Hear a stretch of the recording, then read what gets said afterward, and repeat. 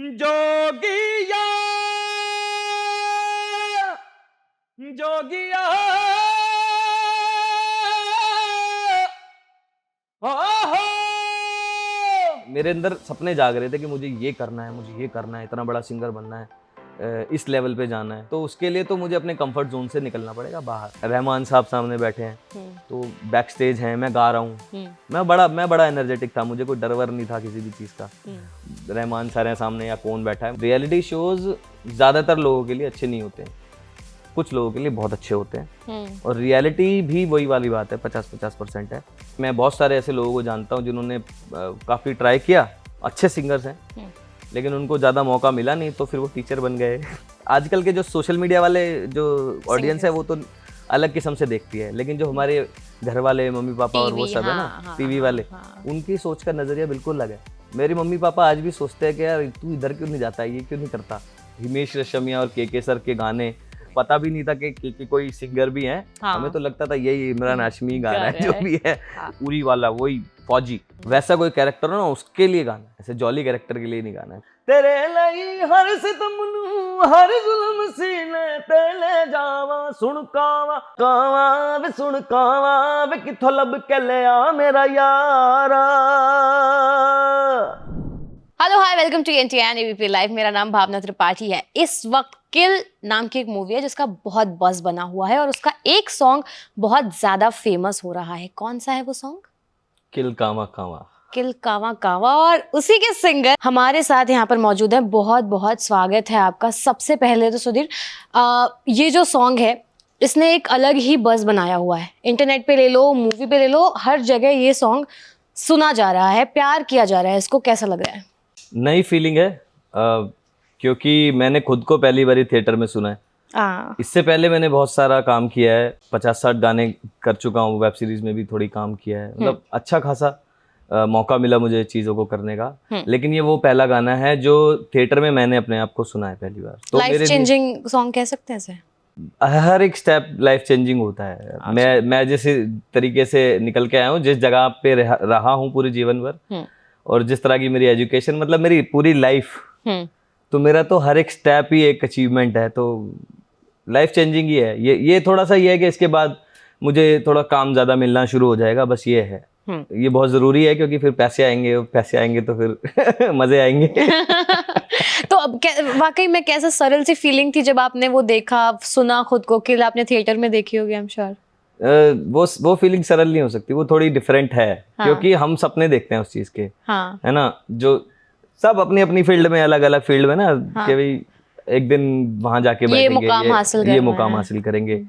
तो वैसे ही बहुत सारे सपने मेरे भी थे। उसमें से एक ये भी था कि भाई, क्योंकि सब कुछ पहली बार ही होता है ना जीवन में, अभी पहली बार ही आया थिएटर में गाना, क्या पता ऐसा वक्त भी आए कि हर तीसरी मूवी में अपना गाना बज रहा हो, है ना। तो अभी बहुत सारी सीढ़ियाँ चढ़नी बाकी है, तो अच्छी फीलिंग है। इस बबल में मैं रहना चाहता हूँ थोड़े टाइम तक, लेकिन फिर इसको फोड़ के बाहर निकलना पड़ेगा, कुछ आगे करना है, फिर कुछ नेक्स्ट स्टेप होगा, आई एम श्योर, है ना।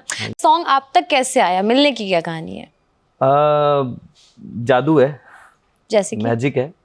करण सर के लिए नहीं, मैं कहूँगा कि उनके सामने एक रियलिटी शो में मैंने परफॉर्म किया है, कई बारी, 2-3 बारी परफॉर्म किया है, और उनको बड़ा अच्छा लगा था, समझ आया था, बड़े अच्छे कॉम्प्लीमेंट्स मिले थे। उन्होंने बोला था कि भाई तू तो हीरो के लिए गाने के लिए बना है, और वो सब। तो फिर मैं एलिमिनेट हो गया था 3rd राउंड के बाद, तो इतना कुछ सोचा नहीं था कि भाई क्या होने वाला है आगे, धर्मा के लिए गाने को मिलेगा। लेकिन मेरे दिमाग में जब कोई बड़ा आदमी कमेंट करता है ना कुछ, तो एक अंदर से एक फीलिंग आती है ना, और आप फिर सोचने लग जाते हैं उस बारे में कि ऐसा करूंगा, वैसा करूंगा। एक तो मैनिफेस्टेशन बोलते हैं इसको आजकल, है ना, लेकिन चल तो ये हमेशा से रहा है ना। जो बड़े ऋषि मुनि और हमारे योग में कहते हैं भाई बैठो, ध्यान करो, चीजें सोचो, वो सब, तो वही सब है। मैं सोचता था कि भाई ऐसा होगा, मैं उनके लिए, इतने बड़े बड़े लोगों के लिए गाने गाऊंगा, धर्मा के लिए गाऊंगा। तो एक तरीके से वो मेरी मैनिफेस्टेशन पूरी हुई। शायद उनको मैं याद रह गया हूँगा। और एक, मतलब कि लो बजट मूवी है, लेकिन क्या खतरनाक मूवी बनाई है। एग्जैक्टली। और उसमें मुझे मौका मिला गाने का, और वो भी टाइटल ट्रैक गाने का मौका मिला। तो मैं अपने आप को लकी भी मानता हूँ। मेहनत का तो फल चलो मिल गया इतने सालों का, लेकिन मैं अपने आप को लकी मानता हूँ, क्योंकि इतनी जल्दी नहीं होता, समय लगता है मुंबई में सब चीज़ों में। द वॉइस इंडिया में आपने परफॉर्म किया, जी। आपकी जर्नी अच्छी रही, जैसी रही, बढ़िया रहा, कॉम्प्लीमेंट्स मिले, सब बढ़िया है, ठीक है। जब आप द वॉइस इंडिया से निकले तो क्या एकदम से सारे प्रोजेक्ट्स आने लगे या उसके बाद असल स्ट्रगल शुरू हुआ? मतलब रियलिटी शोज में लोग दिखते हैं और वहां से निकलने के बाद का क्या स्ट्रगल होता है? मैं कभी भी किसी रियलिटी शो में टॉप 10 तक भी नहीं गया। मैंने 19-20 रियलिटी शोज किए हैं। मैं टीवी में आया हूँ 3-4 बार, 2 राउंड 3 राउंड मैक्सिमम मेरा होता है, उसके बाद एलिमिनेट। अच्छा। तो मैंने रिजेक्शंस तो देख लिए बहुत सारे। उसके बाद ऐसा नहीं होता कि आपको जल्दी से, बल्कि विनर्स को नहीं मिलते। मैं तो टॉप 11-12 में निकला हूँ, मुझे कहाँ से मिलेगा? खुद से क्रिएट करना पड़ता है, मेहनत करनी पड़ती है, भागा दौड़ी करनी पड़ती है, लोगों से मिलना पड़ता है, सारे देवताओं को पूजना पड़ता है। मतलब समझ रहे हैं ना देवता? हाँ, बिल्कुल। तो सबका ध्यान रखना पड़ता है, टैलेंट भी होना चाहिए, साथ साथ आपकी स्ट्रगल मेहनत भी होनी चाहिए और थोड़ी सी सपोर्ट भी होनी चाहिए उन लोगों की जिन लोगों के साथ आप नए रिश्ते बनाने जा रहे हो, जिन लोगों की आपको ज़रूरत है, म्यूजिक फील्ड से जो लोग हैं उनसे आपकी कनेक्शन भी होनी चाहिए। तो ये सब मैंने साल दर साल किया। 2019 में मैंने द वॉइस किया था लास्ट, उसके बाद मैंने सोचा था कि नहीं करूँगा। फिर एक बहुत मुश्किल से मैंने एक और रियलिटी शो किया जिसमें करण सर थे एज अ जज। उसके बाद मैंने फाइनल डिसाइड किया कि मैं नहीं किसी भी रियलिटी शो में जाऊँगा और अपना खुद का काम करूंगा, खुद के गाने बनाऊंगा, खुद का बैंड स्टैब्लिश करूंगा लाइव शोज के लिए, और बॉलीवुड में ट्राई करूंगा, बड़ी बड़ी मूवीज के लिए ट्राई करूंगा, बड़े बड़े डायरेक्टर्स को अपने वोकल सैंपल्स भेजूंगा, कोशिश करूंगा उनसे मिलने की, कोशिश करूंगा कि उनको अच्छा लगे, उनकी जो नए गाने हैं उनमें मैं गा सकूं, या फिर मैं स्क्रैच भी कर दूं। मतलब एक होता है ना, गाना बनने से पहले उसका एक स्क्रैच बनता है, मतलब कि एक रॉ स्ट्रक्चर बनता है, सैंपल टाइप बनता है। अब वो पिच होते हैं, वो इधर उधर जाते हैं, वो जा रहा है मूवी के साथ, नहीं जा रहा है उसकी फील के साथ, है ना, पिक्चराइजेशन पे जा रहा है उस हिसाब से, या इस पे अगर कोई आइटम टाइप का है तो उसमें शूट हो सकता है कि नहीं, तो पूरा एकदम सब डिसाइड करके करते हैं चीजें। तो अगर मैं कुछ कर पाऊँ ऐसा, तो मैंने करता रहा होते होते हो गया। अभी कहाँ हुआ? अच्छा, अभी होना है। अभी तो बहुत कुछ होना है। अभी तो शुरुआत है जी। अच्छा, तो रियलिटी शोज की रियलिटी में भी बहुत बात होती है। आपने बोला, खुद ही बोला कि आप 2-3 राउंड तक जाते हैं एंड देन आप एलिमिनेट हो जाते हैं, तो कितने रियल होते हैं रियलिटी शोज? देखो 50-50 है। कुछ लोगों को अच्छी भी मिलती है वहां से चीजें, तो उनके लिए अच्छी है, उनको शायद मैं बोलूंगा तो अच्छा नहीं लगेगा कि भाई अच्छे नहीं होते हैं ये, क्योंकि कुछ लोगों को वहां से काम भी मिला है, बहुत कम को मिला है लेकिन मिला है ना। तो कुछ लोगों के लिए अच्छे भी होते हैं, लेकिन ज़्यादातर के लिए अच्छे नहीं होते हैं, क्योंकि मैं बहुत सारे ऐसे लोगों को जानता हूँ जिन्होंने काफ़ी ट्राई किया, अच्छे सिंगर्स हैं, लेकिन उनको ज़्यादा मौका मिला नहीं, तो फिर वो टीचर बन गए या उन्होंने वो फील्ड छोड़ दी, या मतलब बेसिकली उनको फिर एक उम्र के बाद जाके तो फिर गालियाँ पड़ने लगती है ना घर वालों की, हर किसी की। क्या करेगा आदमी, इतना सपोर्ट तो नहीं है, इतने करोड़ रुपए लेके तो नहीं बैठे। हाँ, तो उसके लिए फिर मेरे ही दोस्त हैं बहुत सारे जिन्होंने अपनी फील्ड चेंज कर दी, रहे म्यूजिक में ही है। म्यूजिक किसी को भूखा तो नहीं मरने देता, ये तो मुझे पक्का पता है। चाहे वो रेलगाड़ी में गाने वाले बच्चे हो, चाहे वो कोई फोक सिंगर जो हम स्ट्रीट पे देखते हैं या मेलों में देखते हैं वो हो, चाहे एक म्यूजिक टीचर हो, सबको खाना मिलेगा, अच्छी जिंदगी मिलेगी। लेकिन कुछ होते हैं जो लाखों करोड़ों वाले बन जाते हैं, वो उनका एक स्ट्रगल होता है, वो उस फील्ड में जमे रहते हैं, डरते नहीं है, लगे रहते हैं, बेसिकली हटते नहीं है अपने पीछे से, क्योंकि उनको पता है और कुछ है नहीं करने के लिए, यही है। और ज़्यादातर लोग नहीं टिक पाते भाई, इतना स्ट्रॉन्ग माइंड सबका तो हो नहीं सकता ना, तो नहीं हो पाता, बहुत सारे लोग छोड़ देते हैं उस फील्ड को।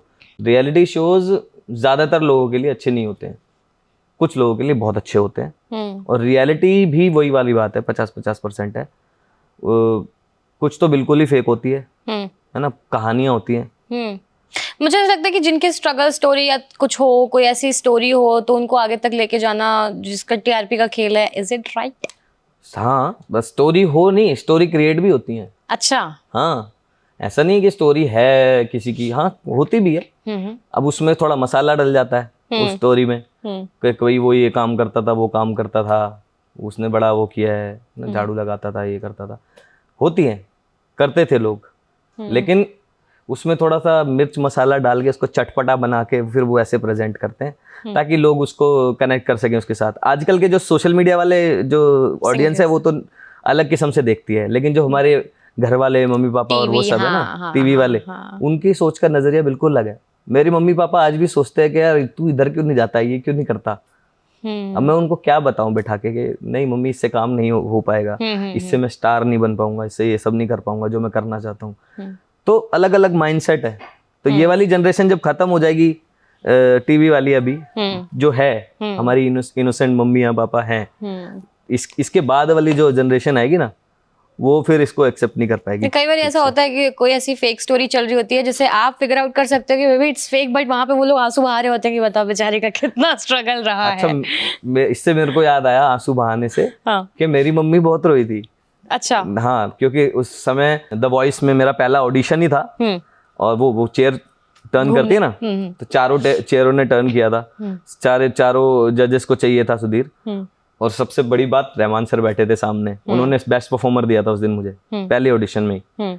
और मेरी मम्मी पापा ने कभी सपोर्ट नहीं किया था मुझे, वो कहते थे क्या ही करेगा सिंगिंग करके, कुछ थोड़ा बहुत पढ़ ले, नौकरी वोकरी कर ले, सब माँ बाप चाहते हैं सेटल। अब लोअर मिडिल क्लास का आदमी क्या सोचेगा, उनकी गलती नहीं है, है ना, उनको लगता है कि नहीं हो पाएगा ऐसे। एक 9 to 5 जॉब पकड़ो, हर महीने सैलरी आए, जिंदा रहो, हाँ, खाओ मतलब पियो मस्त रहो, तुम्हारी शादी करा देंगे, हमारी जिम्मेदारी खत्म, खत्म। उसके बाद हमसे मत पूछना कुछ भी, जो करना है खुद करो। तो वो ठीक है, तो उनका वो था। अब मैं उनको ऐसे ले जाके, जैसे हम यहाँ पर हैं, इतना अच्छा सेटअप है, वो तो और इसका 4 गुना बड़ा ग्रैंड सेटअप है ना, वहाँ पे बड़े बड़े माइक्स ऐसे ही लगे हुए हैं, लाइटिंग इतनी तगड़ी है, ऊपर से वो चेयर्स, उनको देख के एक अलग ही और फील आती है। और फिर रहमान साहब सामने बैठे हैं, तो बैक स्टेज हैं, मैं गा रहा हूँ, मैं बड़ा एनर्जेटिक था, मुझे कोई डर वर नहीं था किसी भी चीज का। रहमान सर है सामने या कौन बैठा है, मुझे कोई फर्क नहीं पड़ रहा आप था। एक्साइटेड थे? मैं बहुत एक्साइटेड था, और मैं जस्ट मुझे ये था कि आज तो तोड़ा ताड़ी मचानी है, आज तो देख लेंगे कौन है। तो अच्छा हुआ। और मेरी मम्मी को फिर वो फ्लैशबैक हो रहा होगा सब कुछ, कि हमने इसको नहीं किया कुछ भी, है ना, इसको एजुकेशन में भी नहीं, वो सब म्यूजिक में नहीं डाला। मैं सरकारी स्कूल में पढ़ा बच्चा, सरकारी कॉलेज में पढ़ा हुआ बच्चा, अब वहां पर जो म्यूजिक टीचर्स भी होते हैं वो भी बस लिखवा के चले जाते हैं। अब जितना एग्जाम में आने वाला है उतना हो गया काम, चलो। 7 स्वर होते हैं सारे गाँव पर, 3 ताल, जप ताल, ऑल ताल। आपने म्यूजिक सीखा लगता है, ऐसा पढ़ा है वही पढ़ाई है, सीखा नहीं है। हाँ, वही वैसे ही होता था। तो एक्स्ट्रा क्लासेस लेनी है अगर म्यूजिक की, या तो फिर आप किसी घराने में जाओ, वहां पे आपको बचपन से जाना पड़ेगा, बड़े अब अच्छी खासी एज में जाओगे आप सीख ही नहीं सकते, अब बैठे रह जाओगे। तो उन्होंने नहीं सिखाया था मुझे, तो उनको बड़ा अजीब फील हो रहा था। वो सब बातें उन्होंने स्टेज पे भी करी, वो बहुत बुरी तरीके से रो रही थी और मैं बहुत बुरी तरीके से हंस रहा था उनको देख के। और सब मेरे को ये कह रहे थे तेरी माँ रो रही है, तू हंस रहा है। बट वही है कि हाँ, एक्चुअली उनमें ये चीज, पेरेंट्स बहुत इनोसेंट होते हैं, ये बात तो सच है। हाँ। आपके अगर बैकग्राउंड स्टोरी में बात करूं तो कब से इंटरेस्ट जागा और कब कैसे फैमिली ने सपोर्ट नहीं किया, थोड़ा सा फ्लैशबैक में चलते हैं। हाँ, तो फ्लैशबैक कैसा है, मैं नेहरू विहार एक जगह है दिल्ली में, वहां पर एक सरकारी स्कूल है, सर्वोदय शिक्षा विद्यालय, ज्यादातर इसी नाम से होते हैं सरकारी स्कूल दिल्ली के। तो उसमें मैं पढ़ता था, पढ़ता क्या था, बस जाता था। खुद ही बता रहे हैं। खाली बैग लेके। अच्छा। हाँ, क्योंकि पास तो कर देते थे वो सब, तो सबको पता है यार, मतलब इतना कोई वो नहीं है, है ना। तो अपना इतना ही था कि भाई फेल हो जाए, पास हो जाते थे बिना नकल चलाए, 40-50% वाले वैसे थे। तो लास्ट के 2 महीनों में तगड़ी पढ़ाई करी, पास हो गए, इतना ही करा जीवन भर। और इंग्लिश में बहुत ही खराब, वैसा वाला सीन था, अभी भी खराब ही हूँ वैसे।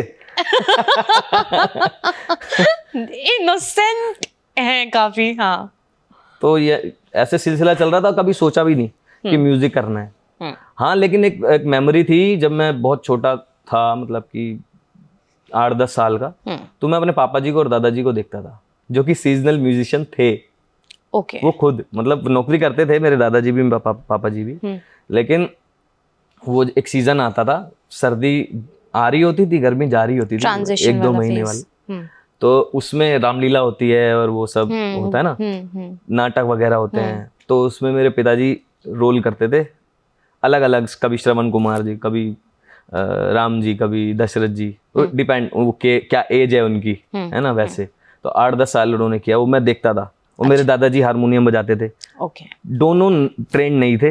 अच्छा। हाँ, मतलब फोक बोल सकते हैं उसको, कि एक रॉ फीलिंग है उनके म्यूजिक में। तो मैं उनको देखता था तो मेरे को लगता था यार, सब तारीफ वारीफ करते थे, गाँव के लोग, गाँव के लेवल पे होता था ना, तो सब तारीफ वारीफ करते थे, तो मुझे उनको देख के लगता था यार ये सब प्यार व्यार करते हैं, इनको यही करना चाहिए।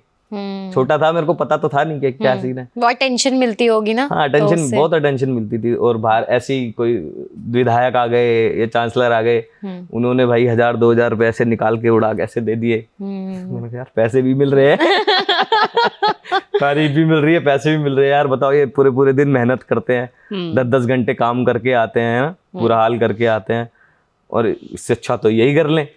हैं, दिन के 2000 रुपए क्या ऐसे कम आ है? जाएंगे। और क्या।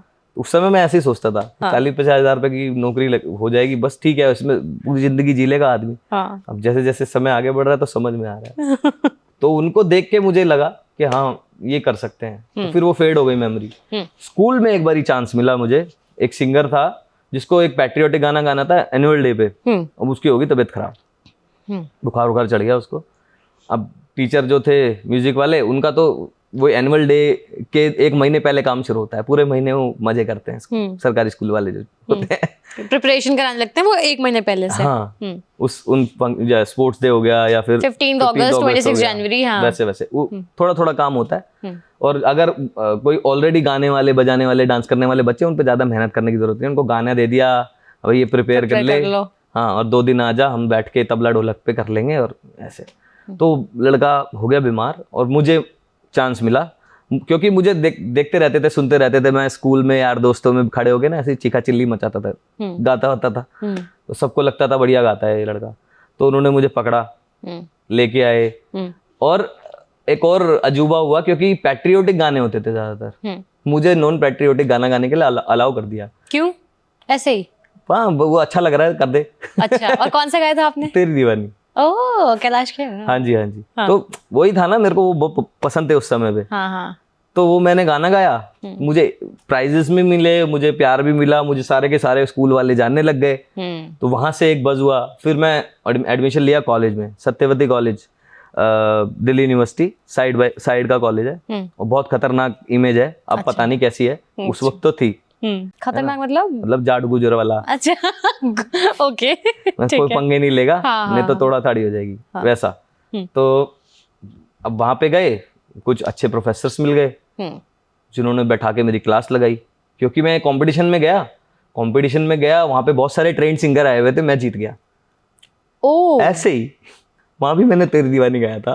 तेरी Deewani is lucky for you. Lucky बिल्कुल। ये हुआ। उसके बाद मैं थोड़ा सा सीरियस हुआ, लोगों के समझाने बुझाने के बावजूद, अकल नहीं आई थी मुझे तब तक। मैं थोड़ा सीरियस हुआ, कॉम्पिटिशन्स लड़ने शुरू करे, सारे दिल्ली यूनिवर्सिटी के जितने भी इंटर कॉलेज होते थे। फर्स्ट ईयर में 2-3, सेकेंड ईयर में 50, थर्ड ईयर में 80 प्राइजेस। ओह, सेकेंड ईयर आते आते आप काफी सीरियस हो गए मेरे ख्याल से। हाँ। फिर उसके बाद थोड़ा और सही से सीखा। कॉलेज खत्म होने के बाद फिर दिमाग खराब होने लगा, क्योंकि फिर प्राइजेस नहीं मिल रहे थे। अच्छा। क्योंकि आईडी के दम पे ही जाता है ना कंपटीशन लड़ने इंसान। अब आईडी की तो वो खत्म हो गई, आपका अब ग्रेजुएट हो गए, अब किधर जाओगे कंपटीशन लड़ने के लिए। अब ओपन वाले देखने लगे कि ओपन कौन से हो रहे, रियलिटी शोज देखने लगे कि भाई यहाँ पे जाते हैं, लेकिन वहां से भी बात नहीं बन रही थी। फिर लाइव शोज करना शुरू कर दिया। कहाँ पे? क्लब्स में, छोटे छोटे कैफेज में, वो सब किया। अच्छा पैसा आने लगा। एक टाइम के बाद मैं महीने के 2-2.5 लाख रुपए कमाने लग गया। नाइस। है ना। और उसमें भी मैं 15 दिन काम करता था, 15 दिन मजे लेता था, जीवन जीता था अच्छे से, है ना। तो ये सब था। लेकिन एक समय आया कि मुझे लगा कि यार ना रियलिटी शो से कुछ हो रहा है, मैं यहाँ पे ही यही करता रहूंगा, क्लब कैफेज के शोज करता रहूंगा, तो मैं स्टक हो जाऊंगा। और मैं स्टक हो चुका था कि मेरे अंदर सपने जाग रहे थे कि मुझे ये करना है, मुझे ये करना है, इतना बड़ा सिंगर बनना है, इस लेवल पे जाना है। तो उसके लिए तो मुझे अपने कंफर्ट जोन से निकलना पड़ेगा बाहर। फिर मैं चला गया मुंबई। जब मेरे को बहुत मतलब लताड़ लग चुकी थी चारों तरफ से, बहुत रिजेक्शंस मिल चुके थे,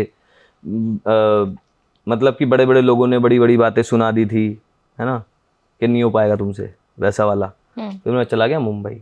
6 महीने बड़े मुश्किल से बीते। वही सब मैंने जो आपको स्टार्टिंग में बताया था, वो सब मैंने किया, सबसे मिलने की कोशिश वाली की। बात। फिर धीरे धीरे एक दो कॉल्स आने लगे, एक दो जगह पे बुलाया जाने लगा, स्क्रैच गाना शुरू किया। फिर कुछ वेब सीरीज में मिल गया गाना, कुछ कहीं पे मिल गया, तो ये करते करते अच्छा होने लगा। कुछ मेरी वाइब्रेशन से मिलने वाले जो मेरे को समझ सकते हैं, जिनको मेरी फीलिंग पसंद है, जो मेरे गाने का अंदाज है वो पसंद है, वो लोग मिले मेरे को, जो ऑलरेडी फील्ड में बहुत अच्छा काम कर रहे थे और उनको इस वाइब का कोई सिंगर चाहिए था। और एक चीज और ऐड करना चाहूंगा मैं कि म्यूजिक जो है ना बड़ा सब्जेक्टिव है। अच्छा, सब्जेक्टिव कैसे? कि मैं जैसे गाता हूँ वो सबको पसंद आए वो जरूरी नहीं है। जो बहुत ही सॉफ्ट म्यूजिक पसंद करते हैं ना वो बोलेंगे ठीक है, शायद हाँ, हाई मेरे पिच साथ ना ऐसा बहुत पसंद हुआ। आए। मेरा एक सवाल भी था इससे जुड़ा हुआ आपको, हाँ। क्योंकि आपकी आवाज समवेयर वो सुखविंदर सिंह वाली आवाज या फिर कुछ वैसी वाली आवाज है ना, जो एकदम हाई पिच पे जाके गाते हैं आप लोग। हाँ, मैं दोनों तरह से गा सकता हूँ, गाता भी हूँ, लेकिन अच्छा। हाँ मुझे पसंद है। आपको हाई पिच पसंद है हाँ, क्योंकि जीवन से आई है वो हाई पिच। हाँ, ऐसे मतलब जैसे मैंने बताया मैं ट्रेंड नहीं था उतना। कॉलेज में आने के बाद 21 साल की उम्र में मैं ट्रेनिंग लेनी शुरू करी थी, लेकिन उससे पहले भी मैं ऊंचा ही गा रहा था। क्यों गा रहा था? हाँ। वो जीवन में चीखा चिल्ली बहुत थी। अच्छा। हाँ, गुस्सा बहुत था। हाँ। है ना, बहुत चीजों के लिए लड़ना पड़ता था। तो वहां से वो आ गया आवाज बनी है। आवेश। हमारे वजीराबाद में घर दूर दूर थे थोड़े, तो किसी को बुलाना भी हो तो घर से आवाज लगा वैसे बुलाना पड़ता है ना, तो वैसी वाली आवाज भी वैसी आवाज बन गई। अपने जीवन से बन गई। और फिर उसी तरह का म्यूजिक भी पसंद आने लगा और फिर वो मर्ज हो गई चीजें। अब अच्छी चल रही हैं, बढ़िया चल रही हैं और बढ़िया चलेंगी। तो फिर उसके बाद आपको फाइनली मुंबई में काम मिलने लगा और समवेयर आपके जो पेरेंट्स जिन्हें आपका काम पहले पसंद नहीं था, फिर वो पसंद आ गया। हाँ, वो एकदम बदल गया कि तू जो मर्जी कर, तू जा, भाग यहाँ से। तो ऐसा नहीं लगता कि जैसे जिस पिच पे आप गाते हो, जैसे अभी अपन बात कर रहे थे, उस पिच पे जो हीरो होते हैं मेरे ख्याल से वो उनके लिए आवाज पे मिसफिट रहोगे आप, ऐसा आपको लगता है कि नहीं? हर जगह नहीं, मैं हर जगह गाना भी नहीं चाहूंगा। अच्छा, जैसे जो सॉफ्ट रोमांटिक सॉन्ग्स होते हैं वो तो मेरे ख्याल नहीं हो पाएंगे या हो जाएंगे? हो तो सब कुछ जाएगा। हाँ। होने की कोई वो नहीं है। हाँ। लेकिन ऐसा नहीं है कि मुझे सिर्फ हाई पिच ही गाना है और ये सब। मेरा एक स्टाइल है जो मेरे लो स्केल में भी है और मेरे खुद के गाने भी हैं जो मैं मेलो जो मैं गाता हूँ। मैं प्रेफर नहीं करता हूँ गाने, वो अलग बात है।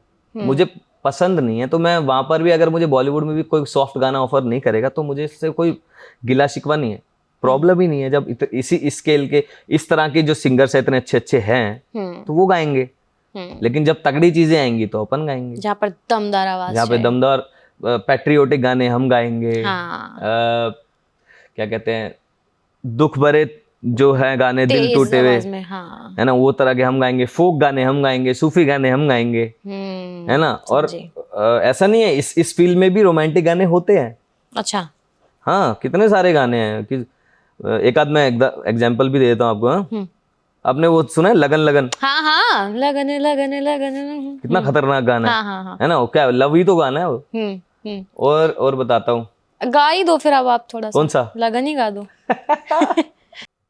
जोगिया जोगिया हो लगन लगन लगन लगन लगन लगन लग गई है, तुझसे मेरी लगन लगी। हाय लगन लगन लगन लगन लगन लगन लग गई है, तुझसे मेरी लगन लगी। आंखें तेरे दर्श को तरसे, याद में तेरी नैना बरसे, होठों पे है नाम तेरा, हाँ सांसों में है नाम तेरा, हो मेरा दिल गया गया गया गया, लगन लगन लगन लगन लगन लगन लग गई है, तुझसे मेरी लगन लगी। हो लगन लगन लगन लगन लगन लगन लग गई है, तुझसे मेरी लगन लगी। बहुत ही हाई पिच थी सीरियसली। तो मतलब इसके लिए तो आपको कुछ प्रैक्टिस करनी पड़ती होगी ना, कुछ गले का क्या करते होगे, कैसे क्या रहता होगा डेली रूटीन आपका? रियाज तो मतलब बहुत ज्यादा जरूरी चीज है। और वो वोकल एक्सरसाइज, एयर एक्सरसाइज, हर तरह की एक्सरसाइज जरूरी है। और मैंने कुछ वेस्टर्न वोकलिस्ट को देखा, क्योंकि वो जो पॉप स्टार्स होते हैं ना, वो बड़ा उछल कूद करके डांस वांस करके गाना गाते हैं। तो मैंने कहा चलो हम भी ऐड करके देखते हैं ये सब चीजें। स्टाइल वैसा नहीं है पॉप वाला, लेकिन बन सकता है। हाँ। तो मैंने डांस वांस भी सीखा और वो सब किया। अच्छा। और जैसे मैं ट्रेडमिल पे भाग रहा हूँ, चल रहा हूँ, जो भी कर रहा हूँ, उस पे चलते चलते मैं गा रहा हूँ, तो वो तो बहुत मुश्किल होता है। तो वो सब भी मैंने चीजें ट्राई करी हैं और मैं अभी थोड़ा थोड़ा और ऐड करूंगा, ताकि मैं गाते गाते कुछ डिफरेंट लेके आए, हाँ, मैं गाते गाते डांस भी कर सकूं, गाते गाते मैं मतलब परफॉर्मर बन सकूं बेसिकली, राइट? बिल्कुल बिल्कुल। सिर्फ सिंगर तक ना रहूं, ऐसा हाँ। वाला। नाइस। आप केबीसी के मंच पे भी आपने गाना गाया था, if I am not wrong, वो वाला क्या एक्सपीरियंस था? लास्ट सीजन की ओपनिंग एक्ट थी वो, जो प्रिंस मुल्ला करके एक म्यूजिक प्रोड्यूसर है, बहुत तगड़े, जिन्होंने लाइव 1000 वर्ल्ड रिकॉर्ड भी बनाया, मैं भी था उनके साथ में। तो वो लाइव 100 बैंड था और उसमें लीड गाया था मैंने। तो 100 सिंगर्स थे और बैंड था हमारा, और लीड आप थे? लीड में था। एक दो और सिंगर्स थे जिन्होंने अदर पार्ट्स गाए थे लीड में, लेकिन शुरुआत मैंने करी थी। और बहुत अच्छा एक्सपीरियंस था, क्योंकि अमिताभ बच्चन थे वहां पर। सबसे तगड़ी बात तो यही है, उनसे मिलने का मौका मिला। और एक बड़े स्टेज पे, जिसको पूरा हिंदुस्तान पता नहीं कितने सालों से है ना प्यार करता है, देखता है, करोड़पति बनने के सपने देखता है उसको देख देख के। घर में बच्चों को बोला जाता है पढ़ाई करो, ऐसे शो में जाओ, हम लोगों को तो बहुत बोला गया है। हाँ, बोला गया, बिल्कुल बोला गया। मेरे से नहीं बोला गया, उनको पता था इसके बस की नहीं है। कौन सिंगर है जो आपको बहुत पसंद है, किसको आप बहुत एडमायर करते हैं? एक तो full and final Kailash ji, शुरू से, जिनकी वजह से मतलब कि मैं पॉपुलर हुआ सबसे पहली बारी स्कूल के अंदर। तो फिर वो छप गए। उनके सारी एल्बम मैंने अच्छे से सुनी, सारे गाने मुझे मतलब कंठस्थ हैं अच्छे तरीके से, और मुझे सब बढ़िया लगते हैं उनके बैंड के गाने। और उनको मैं फॉलो करते करते इतना पास पहुंच गया कि मैं उनके स्टूडियो में उनके साथ बैठा, बात कर उस लेवल पे। और उनके जो कैलासा बैंड है, उसके जो मेन लोग हैं, जो उस बैंड को चलाते हैं, जो म्यूजिक क्रिएट करते हैं, वो सब बनाते हैं, है ना, परेश नरेश सर, वो भी मुझे अच्छे से जानने लगे। अब तो बहुत प्यार करने लगे हैं, वो जानने लगे हैं मेरी जर्नी भी। उनको हर एक मेरे पोस्ट पे वो लाइक भी करते हैं। वो देख के बड़ा बढ़िया लगता है मेरे को यार, जिन लोगों को मैं इतने बचपन से 2004-05 से इतना प्यार करता हूँ, और वो लोग आज मुझे जान रहे हैं, सपोर्ट कर रहे हैं, मेरे मेंटोर हैं। मेरे को सही चीजों की गाइडेंस भी मिल जाती है वहां से, है ना। तो एक तरीके से वो भी एक अचीवमेंट है मेरे लिए। तो पहले तो कैलाश खेर सर हैं, कैलासा बैंड है। फिर उसके बाद सुखी सर है, ऑब्वियसली सुखविंदर सर, के सर। के सर के जैसा मैं गाता नहीं हूँ, वो एक अलग बात है, लेकिन उनके गानों पे मैंने ग्रूव बहुत किया है, हम लोगों ने मजे बड़े करे हैं, है ना। वो ऐसा एक दौर था ना जब हिमेश रेशमिया और के सर के गाने, और क्या कहते हैं इमरान हाशमी, तो पता भी नहीं था कि कोई सिंगर भी है। हाँ। हमें तो लगता था यही इमरान हाशमी गा रहा है, जो भी है। हाँ। तो वो सारे गाने उस समय के बड़े पसंद थे, और के सर बहुत बहुत पसंद। आज भी हम उनके गाने लगा के ना ऐसे छोड़ देते हैं, मतलब हम बैठे हैं रात में, मतलब यार दोस्त बैठे हैं, थोड़ा सा बातचीत चल रही है, मतलब चिल कर रहे हैं बेसिकली, के सर के गाने चल रहे होंगे पीछे, ना कैलाश सर के ना ही सुखी सर के। तो के सर है। और एक अभी 8-10 साल पहले पॉपुलर हुए हैं सिंगर, वो बहुत तगड़े लगते हैं मुझे, दिव्या कुमार, है ना। वो भी, उनकी भी आवाज ऐसी फोकिश वाली है, आवाज उनकी भी हाई पिच भी है, हाई पिच है, और फोक वाली वॉइस है, मॉडर्न फोक कह सकते हैं उसको हम, है ना। वो बहुत पसंद है मुझे। इसके अलावा, ये तो चलो मैंने सिंगर्स बता दिए, अरिजीत सिंह सर को सब सुनते हैं, वो पसंद है सबको, लेकिन जो मेरी पसंदीदा थे वो ये है। इसके अलावा music director, music creator, composers, है ना, वो सब हैं। शाश्वत सचदेव हैं, जिनके साथ में अभी कावा कावा किया है मैंने, और उनकी कृपा से ही सारी चीजें, इंटरव्यूज और ये सब हो रहे हैं, है ना। एक विक्रम मोन्ट्रोस सर है, जिनके साथ मैंने शंभू, हाँ, अक्षय कुमार सर पे जो फिल्माया गया था, जी, शंभू किया। और भी बहुत सारे विक्रम सर के साथ मैंने गाने किए, वो भी मेरे मेंटोर हैं, वो भी मुझे बताते रहते हैं चीजें, और हम बहुत सारे स्क्रैच करते रहते हैं साथ में। रिलीज हो नहीं अलग बात है, काम करते रहते हैं। अमित त्रिवेदी सर हैं, जिनके साथ अभी काम करने का मौका मिला नहीं है, मिलेगा, लेकिन जरूर मिलेगा, ऐसा मैं सोचता हूँ। रहमान सर हैं, रहमान सर ने तो बोला था मेरे को क्या कि यूज करेंगे जरूर कहीं ना कहीं, लेकिन फिर इतने बिजी आदमी हैं वो, पर करेंगे करेंगे, जरूर करेंगे, मुझे पूरा यकीन है। जब मैं उनसे दोबारा टकराऊंगा, मैं अभी मतलब ये संयोग नहीं बने, भगवान अपने हिसाब से करते ना चीजें, सही समय पे होनी चाहिए, तुम तैयार होने चाहिए उस चीज के लिए, तो वही वक्त आएगा, उसी वक्त पे हम टकराएंगे। और एक साउथ के म्यूजिक डायरेक्टर हैं, उससे पहले बाहुबली से पहले मैं उनको नहीं जानता था, क्योंकि साउथ की मूवी के यहाँ पर भी डबों की होती है ना चीजें, हम हिंदी में ही सुनते थे सारी चीजें। हाँ, लेकिन जब बाहुबली आई तो हमें पता लगा MM किरवानी सर के बारे में, सारे गाने, पूरी एल्बम कितनी खतरनाक है ना, RRR की पूरी एल्बम कितनी खतरनाक। तो इस तरह के गाने फिर मेरे को पसंद आने लगे। तो एक और चीज दिमाग में और दिल में आई कि ये गाने, जिस तरह के गाने ये बनाते हैं, इस तरह के गाने भी और सुनने भी मुझे बड़े पसंद है। और फिर मैं उनके सारी चीजें सुनने लगा, और फिर मुझे लगा कि यार एक दिन मैं भी इनके लिए गाऊंगा। तो उनके लिए भी मेरे मन में बड़ी ख्वाहिश है कि मैं उनके लिए भी गाऊं। कोई ऐसा एक्टर है जिसकी बैकग्राउंड आपको बनना है, जिसकी आवाज आपको बननी है? हाँ, कौन? विक्की सर, विक्की कौशल।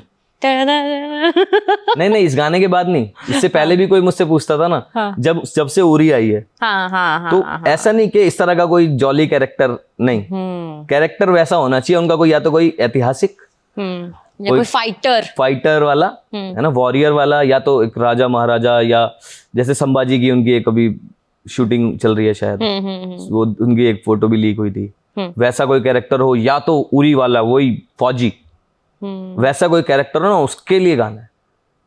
ऐसे जॉली कैरेक्टर के लिए नहीं गाना है, प्यारे प्यारे क्यूट के लिए नहीं गाना, स्ट्रॉन्ग के लिए गाना है। अच्छा, तो अगर मैं अब आपसे ये कहूँ कि आप किल वाला सॉन्ग एकदम गा दीजिए। हाँ, बिल्कुल गाएंगे, पर थोड़ा धीमे, क्योंकि अगर आसपास बुलेटिन चल रहा हुआ तो मेरी बैंड बज जाएगी। वो तो नहीं आता मुझे। थोड़ा सा धीमे। काली काली रत्ता कीवें कट्टा मेरे यारा, कीवें कट्टा मेरे यारा, कीवें कट्टा मेरे यारा, तेरे लिए मैं ते लड़ जाना जग सारा, लड़ जाना जग सारा, लड़ जाना तेरे लिए हर सितम नू, हर जुल्म सीने ते ले जावा, तेरे लिए हर सितम नू, हर जुल्म सीने ते ले जावा, सुन कावा कावा वे, सुन कावा वे, किथों लब के लिया मेरा यारा, कावा वे सुन कावा वे, किथों लब के लिया मेरा यारा, कावा वे सुन कावा वे, किथों लब के लिया मेरा यारा, कावा वे सुन कावा वे, किथों लब के लिया मेरा यारा, कावा वे सुन कावा वे, किथों लब के लिया मेरा यारा। जो लिटरली जो आप गा रहे हो गूज़बम्प्स दे रहा है, एंड आई एम 100% श्योर कि अब आपके जो दिन है ना वो एकदम अलग आने वाले हैं। I am 100% sure. क्या बोले बात। कोई फ्यूचर प्रोजेक्ट है आपके लिए?